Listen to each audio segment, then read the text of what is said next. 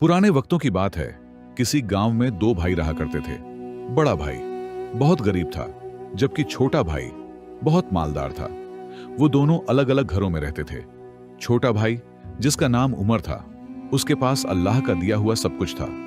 बड़े भाई का नाम यूसुफ था, जो बहुत मेहनती और अल्लाह का शुक्रगुजार बंदा था। वो अल्लाह की तकसीम पर यकीन रखता था और हमेशा अल्लाह पर भरोसा रखता था, और उसका इस बात पर कामिल यकीन था कि अल्लाह सबकी सुनता है। अल्लाह के यहां देर है, अंधेर नहीं, वो उसकी भी जरूर सुनेगा। वो बचपन से ही बाप के साथ काम में लगा रहा, और जब बाप का इंतकाल हुआ तो उसने घर की जिम्मेदारी संभाल ली। यूसुफ ने बाप की पुरानी चमड़े की दुकान संभाली। वो दिन भर सर झुकाकर काम करता रहता और शाम को थका हारा वापस आता। उसके कपड़े सादा थे, खाना मामूली, लेकिन उसका दिल मुतम रहता था। दूसरी तरफ उमर ने बाप की मौत के बाद अपना हिस्सा भेज दिया, और जो रकम उसके हाथ आई तो वह गांव के अमीर लोगों के साथ बैठने लगा। पहले पहल वो दरबारी बनने का ख्वाब देखता रहा। फिर उसने किसी सौदागर के साथ शिराकतदारी की किस्मत उस पर मेहरबान हो गई, और जल्द ही वह शहर के अमीर तरीन सौदागरों में शुमार होने लगा। लेकिन जो फर्क दोनों के दिलों में था वो बहुत गहरा था। यूसुफ को भाई की खुशहाली से कभी जलन नहीं हुई थी। वो अक्सर उसके लिए दुआ करता, ऐ अल्लाह उसे सलामत रख। लेकिन उमर की आंखों में गुरूर भर चुका था। वो यूसुफ को अपने दरवाजे पर आते देखकर शर्मिंदगी की महसूस करता, और ना ही गांव के किसी दूसरे गरीब शख्स को अपने दरवाजे पर आने देता था। जबकि इसके बरक्स यूसुफ बहुत अच्छा इंसान था। उसके घर में जो भी आता वो अपनी हैसियत के मुताबिक खूब उनकी खिदमत करता। एक दिन यूसुफ दुकान पर अपने काम में मशरूफ था कि उसकी दुकान पर एक बूढ़ा शख्स आया। वो बूढ़ा शख्स सफेद लिबास में मलबूस था। उसका चेहरा चमकदार था और सफेद दाढ़ी थी। उसकी आंखों में अजीब सी रोशनी भी थी। वो यूसुफ के पास आया। यूसुफ बुजुर्ग को देखकर फौरन उठा और कहने लगा, जी बाबा जी, आपको क्या चाहिए? जिस पर वह बुजुर्ग उससे कहने लगा, मैं तुमसे कुछ भी खरीदने नहीं आया, बल्कि तुम्हें कुछ देने आया हूं। यूसुफ हैरानगी से उस बुजुर्ग की तरफ देखने लगा और उससे पूछने लगा, बाबा जी, आप तो मुझे जानते भी नहीं, तो फिर आप मुझे क्या देना चाहते हैं? जिस पर वो बुजुर्ग कहने लगा, बेटा, जो अल्लाह के नेक बंदे होते हैं उन्हें हर कोई जानता होता है। उन्हें कोई ना भी जानता हो, उनकी शक्ल से ही पता चल जाता है। ऐ नेक दिल नौजवान, मैं तुझे एक ऐसा राज दूंगा जो तेरी जिंदगी बदल देगा। लेकिन शर्त यह है कि तू इस राज को हर्ष की नजर से नहीं देखेगा। यूसुफ ने हैरत से बूढ़े को देखा। उसने असबाज में सर हिलाया। बूढ़े ने धीरे से कहा, रात के पिछले पहर शहर के शुमाली दरवाजे के पास एक खंडर है। वहां जाकर एक दरख्त के नीचे मिट्टी खोदना, तुम्हें वहां पर कुछ जरूर मिलेगा। यह कहकर वो बूढ़ा वहां से चला गया। लेकिन यूसुफ हैरान रह गया कि आखिर वो बूढ़ा कौन था और वो उसे यह राज क्यों बताकर गया है। बुजुर्ग के जाने के बाद यूसुफ सारा दिन अपने काम में मगन रहा, लेकिन उस बूढ़े का बताया हुआ राज उसके जहन पर सवार रहा। रात को जब वो घर गया तो उसे नींद भी ना आई, और सारी रात वो इसी राज के बारे में सोचता रहा। रात का जब पिछला पहर हुआ तो वह चुपके से उठा, घर से एक बेलचा लिया और उस खंडर की तरफ रवाना हो गया। कुछ ही देर में वह खंडर तक पहुंच गया और दरख्त के नीचे खुदाई शुरू कर दी।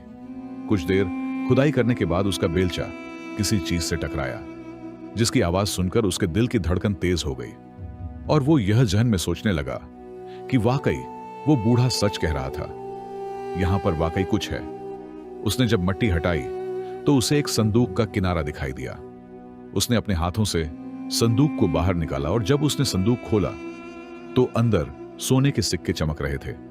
लेकिन साथ ही ऊपर एक सफेद कागज भी था, जिसके ऊपर लिखा था, यह तुम्हारा नसीब नहीं है, बल्कि तुम्हारी आजमाइश है। अगर तुमने हंस ना की तो यह तुम्हें फायदा देगा, अगर तुमने इस पर फक्र किया तो यह तुम्हें गिरा देगा। यूसुफ को कुछ समझ नहीं आ रही थी कि आखिर वो इसका क्या करे। उसे कुछ पता नहीं था कि वह बुजुर्ग कहां से आया, और सिर्फ उसी को यह राज क्यों बताकर गया। उसका दिल मुतमईन न था कि वो यह सोना वहां से निकाल दे, क्योंकि वो यह समझता था कि यह उसका नहीं है।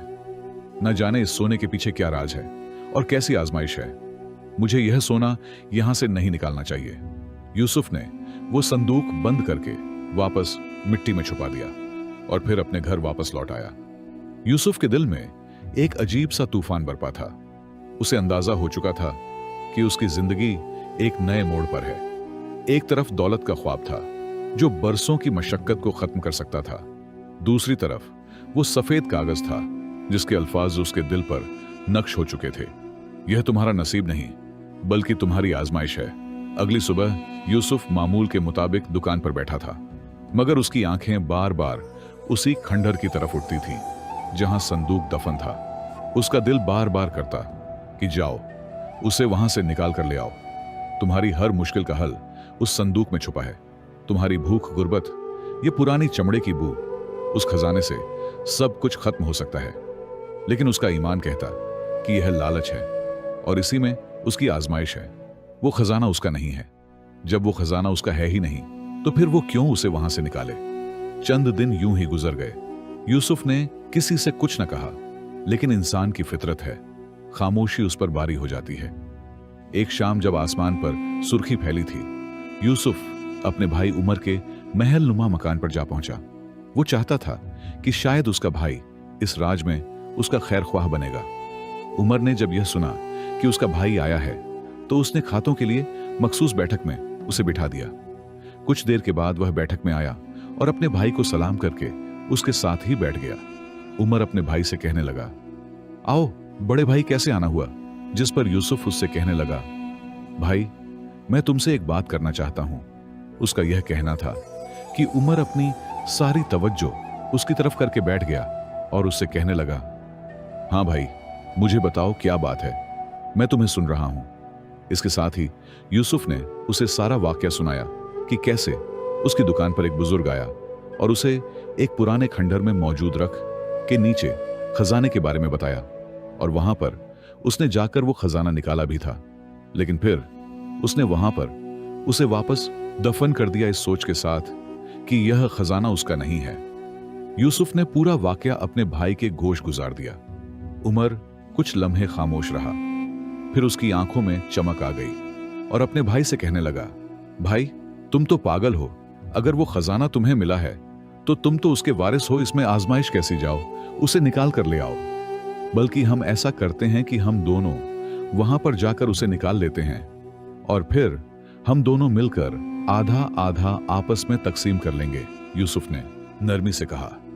उमर, वो खजाना किसी आजमाइश से कम नहीं है। मैं चाहता हूं कि हम उसे ऐसे ही रहने दें, लेकिन अगर तुम कह रहे हो कि हमें उसे वहां से लाजमी निकालना चाहिए तो फिर हमें इस खजाने को अपनी जात के लिए इस्तेमाल नहीं करना चाहिए, बल्कि किसी नेकी के काम में इस्तेमाल करना चाहिए। यह बात सुनकर उमर ने कहका लगाया और कहने लगा, नेकी नेकी से क्या होता है? नेकी से ना मकान बनते हैं, ना घोड़े आते हैं और ना ही तिजोरियां भरती हैं। तुमने अपनी सारी जिंदगी नेकियां की, लेकिन तुम्हें उन नेकियों से क्या मिला? तुमने सारी जिंदगी गुर्बत में गुजार दी। अब अगर तुम्हें मौका मिल रहा है अपनी गुर्बत को खत्म करने का, तो बजाय उस खजाने को हासिल करने के तुम फिर नेकियों के पीछे भाग रहे हो। अगर तुम वो खजाना वहां से नहीं लाओगे तो मैं खुद जाकर ले आऊंगा। यह बात सुनकर यूसुफ हैरान रह गया, लेकिन यूसुफ अपनी कही हुई बात पर डटा रहा। यूसुफ ने अपने भाई को रोकने की भी कोशिश की, लेकिन उमर ने अपने भाई को धक्के देकर घर से निकाल दिया और घर के दरवाजे बंद करवा दिए। यूसुफ को अपने भाई से इस रवैया की उम्मीद नहीं थी। वो चुपचाप अपने घर चला गया और घर जाकर अल्लाह की इबादत में मशरूफ हो गया और उस खजाने को अपने जहन से निकाल दिया। अगली रात चांद जब पूरे जोबन पर था, उमर चुपके से अपने महलनुमा घर से निकला और हाथ में बेलचा लिए उस खंडहर की तरफ रवाना हो गया। कुछ ही देर में वो वहां पर पहुंच गया और वो दरख्त भी उसके सामने था। वो दरख्त के नीचे गया और बेलचे से मिट्टी खोदने लगा। क्योंकि यहां पर पहले भी खुदाई हुई थी, इसलिए वहां की मिट्टी नरम थी और उसे खुदाई करने में ज्यादा मेहनत भी न लगी और उसने आराम से मिट्टी को हटाकर वह संदूक वहां से निकाल लिया। जैसे ही उसने संदूक खोला, उसके अंदर सोने के सिक्के चमक रहे थे, लेकिन वो कागज अब वहां पर मौजूद नहीं था, या शायद था भी, मगर उमर ने उसे देखा ही नहीं था। उमर ने संदूक को घर लाकर एक कमरे में छुपा दिया। अगले दिन जब उमर उठा तो उसका अंदाज मजीद बदलने लगा। उसने और ज्यादा नया लिबास खरीदा, कीमती इत्र खरीदे और महंगे हीरे जवाहरात खरीदकर अपने घर ले आया। लोग उसकी दौलत पर हैरान थे, मगर कोई नहीं जानता था कि यह दौलत किसकी थी और कहां से आई थी। यूसुफ को सब मालूम था, मगर उसने खामोशी इख्तियार की। उसके दिल में गहरा दुख था, मगर साथ ही दिल में यह भी कहता था कि हर आजमाइश का अंजाम भी होता है। कुछ दिनों बाद शहर में एक कासिद आया। उसके साथ दर्जनों सिपाही भी थे और वो खलीफा का नुमाइंदा लग रहा था। वो शहर के वस्त में खड़ा हुआ और ऊंची आवाज में ऐलान करने लगा। खलीफा ने बस्ती में किसी शख्स को खजाने की आजमाइश में मुब्तला किया है। वो खजाना जिसके हाथ भी लगा है, अगर उस शख्स ने उस खजाने के जरिए नेकी की है तो वह इज्जत पाएगा, और अगर उसने हिस की है तो वह तबाही देखेगा। यह सुनकर यूसुफ के दिल में लजा दौड़ गया और उमर के महल में जैसे सन्नाटा छा गया। पूरे शहर की गलियों में खलीफा के कासद की आवाज अभी तक गूंज रही थी। लोग हैरान थे कि यह ऐलान किसके लिए था। वो चुपके से एक दूसरे से पूछने लगे, क्या किसी को खजाना मिला है? क्या यह इशारा किसी नेक दिल इंसान के लिए है? यूसुफ दुकान पर बैठा सब कुछ खामोशी से सुनता रहा। उसके दिल में खौफ नहीं था, लेकिन एक अनजानी सी बेचैनी जरूर थी। उसे एहसास था कि जो कुछ उसने देखा है और जिसे उसने दफन किया है, वो सिर्फ सोना नहीं बल्कि तकदीर का लिखा हुआ एक इम्तिहान था। उसी रात यूसुफ ने ख्वाब में वही बूढ़ा शख्स देखा। उसका चेहरा पहले से रोशन और आंखों में नरमी और हाथों में एक असा था। वो बूढ़ा यूसुफ से कहने लगा, ए यूसुफ, तेरा सब्र तेरे हक में गवाही देगा। जो खजाना तूने रद्द किया है वो तेरा नहीं था, मगर जो नेकी तूने इख्तियार की है वो तुझे वहां ले जाएगी जहां बादशाहों का नसीब भी नहीं जाता। यूसुफ की आंख खुली तो वो पसीने से शराबूर था। सुबह होते ही वो शहर की मस्जिद में गया और सदका दिया। उसने दुकान के बाहर एक बर्तन रखा जिस पर लिखा था, जो भूखा है वो बिला झिझक खा ले, और वो गरीबों की मदद करने लगा। वो मामूल के मुताबिक जिंदगी जीता रहा जैसे कुछ हुआ ही ना हो। उधर उमर का गुरूर बढ़ता जा रहा था। उसने महल के जहन में नया फर्नीचर रखा, ईरान से कालीन मंगवाए और यमन के कीमती गुलाम खरीदे। वो दिन रात दावतों में मग्न रहता, और जो कोई भी उसे यूसुफ के बारे में पूछता तो उसे यह तंजिया अंदाज में कहता, वो तो अभी भी चमड़े की बदबू में खुश है। शायद उसके नसीब में सिर्फ बदबू ही है, मगर किस्मत की निगाहें खामोशी से देख रही थी। चंद दिन बाद खलीफा का कासद दोबारा शहर में आया। इस बार उसके साथ शाही हाथी पर एक खादिम बैठा था, जिसके हाथ में चमकती मोहर वाला लिफाफा भी था। कासद ने बाजार के बीच खड़े होकर ऐलान किया, खलीफा का फरमान है, शहर के उस शख्स को दरबार में पेश किया जाए जो यतीमों को खाना खिलाता है, जो सदका देता है और जिसने आजमाइश में सब्र का दामन थामा। यूसुफ का नाम नहीं लिया गया, लेकिन बाजार में मौजूद हर शख्स जानता था यूसुफ आला ज़र्फ का मालिक था। गरीबों की मदद करने के बावजूद वो अपनी दुकान से बाहर नहीं गया और चुपचाप अपनी दुकान पर बैठा रहा। कासिद सीधा यूसुफ की दुकान पर पहुंचा और कहा, तुम्हें खलीफा ने बुलाया है, फौरन हमारे साथ चलो। यूसुफ हैरान हुआ, लेकिन वो इनकार ना कर सका। वो सादा लिबास में झुकी हुई नजर और लचते कदमों के साथ काफिले में शामिल हो गया। दूसरी तरफ उमर को जब उसकी खबर मिली तो वो गुस्से से पागल हो गया। यूसुफ दरबार में, उसके पास है क्या यह सब फरेब है? जरूर उसने मेरा राज अफशा किया होगा। उमर ने जल्दी से अपना सबसे कीमती लिबास पहना, अपने खात्मों का साथ लिया और खलीफा के महल की तरफ रवाना हो गया। लेकिन उसे यह इल्म नहीं था कि दरबार के दरवाजे सिर्फ इंसाफ के लिए खुलते हैं, गुरूर के लिए नहीं। जब यूसुफ महल में दाखिल हुआ तो खलीफा, जो कि बुजुर्ग और दानिशमंद आदमी था, उसे मुस्कुराकर देखने लगा। ऐ नौजवान, क्या तू वही है जिसने खजाने की आजमाइश में सब्र को चुना? यूसुफ ने सर झुकाते हुए कहा, हुजूर, मैंने सिर्फ वो किया जो दिल ने कहा। वो खजाना मेरे लिए नहीं था, इसलिए मैंने उसे हाथ भी नहीं लगाया। खलीफा ने हाथ उठाकर ऐलान किया, ऐसा शख्स बगदाद की शान है। मैं इसे शहर का काजी मुकर्रर करता हूं ताकि वो इंसाफ करे, जैसे उसने अपने नफ्स के साथ किया है। यह सुनकर यूसुफ हैरत में डूब गया। वो जो कल तक चमड़े सीता था, आज बगदाद के काजी के मनसब पर फाय हो रहा था। एन उसी लम्हे दरवाजे से उमर दाखिल हुआ। उसके चेहरे पर गुस्सा, आंखों में नफरत और दिल में शक था। खलीफा ने उसे देखा और पूछा, क्या तुम भी कुछ कहना चाहते हो ए ताजर? उमर ने लरजती हुई आवाज में कहा, ऐ खलीफा, यह सब धोखा है। खजाना तो मैंने निकाला था, दौलत मैंने हासिल की, तो मनसब भी मेरा होना चाहिए।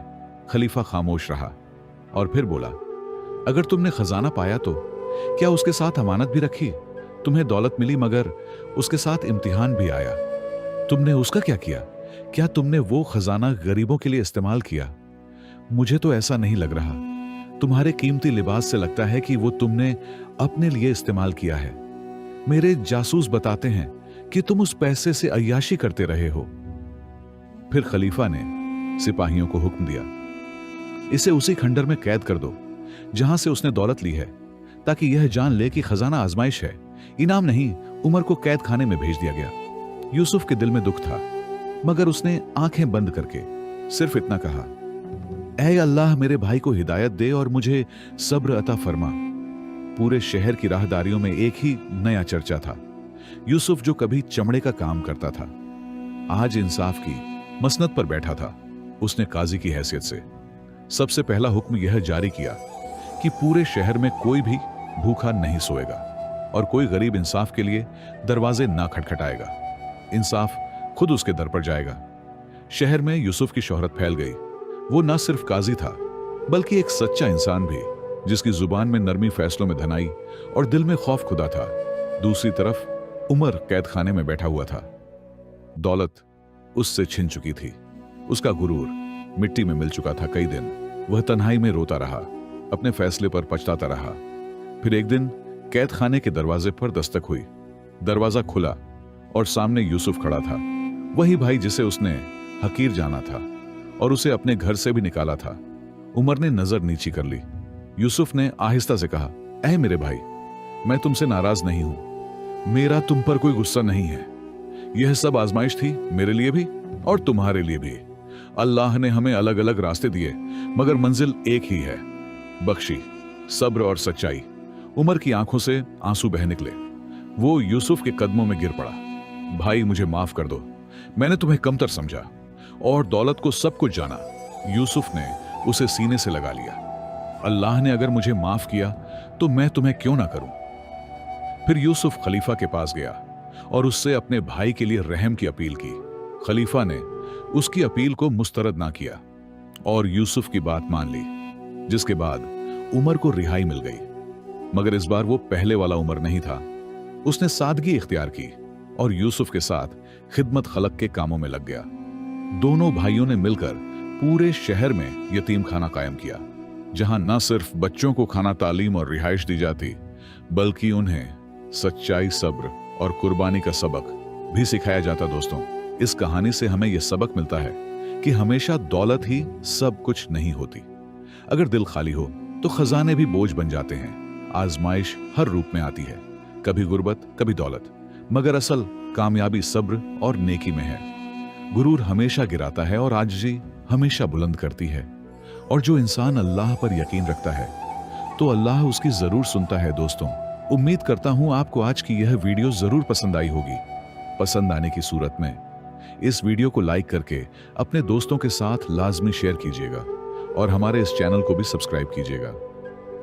मिलते हैं एक और नई वीडियो के साथ। तब तक के लिए अल्लाह हाफिज।